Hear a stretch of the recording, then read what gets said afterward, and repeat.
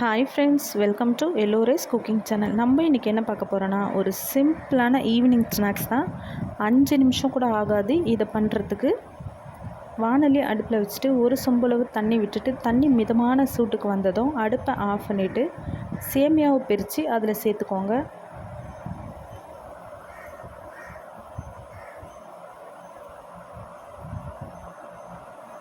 சேமியாவை உடச்சி விடாமல் அப்படியே பொறுமையாக கலந்து விட்டுக்கோங்க. இது கம்பல்சரியாக 1 நிமிஷம் அந்த தண்ணியில் அப்படியே இருக்கணும்.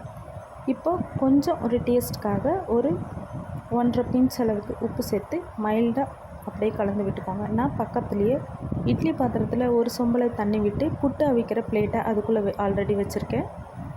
இப்போ 1 நிமிஷம் ஆனதும் சேமியாவில் இருக்க தண்ணியை கொஞ்சம் கொஞ்சமாக வடிகட்டிட்டு அதை பொறுமையாக அதில் சேர்த்து கொத்த மூடியாச்சு. இப்போது அரை மூடி தேங்காவை மிக்ஸி ஜாரில் சேர்த்து கொரகொரப்பாக அரைச்சி எடுத்துக்கிட்டேன். இப்போ ஒரு 4 நிமிஷத்துக்கு அப்புறம் பார்த்தா சேமியா நல்லாவே வெந்துருந்துச்சு. அதை பார்த்து பத்திரமா ஒரு பவுலில் ட்ரான்ஸ்ஃபர் பண்ணிட்டேன்.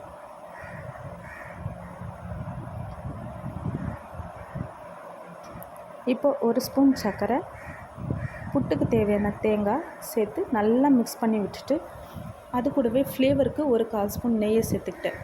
அவ்வளோதாங்க, நம்மளோட அட்டகாசமான ஈவினிங் ஸ்நாக்ஸ் சேமியா புட்டு ரெடி. சேனல் பிடிச்சிருந்தா லைக் பண்ணுங்கள், ஷேர் பண்ணுங்கள், கமெண்ட் பண்ணுங்கள், சப்ஸ்கிரைப் பண்ண மறந்துடாதீங்க. தேங்க்யூ.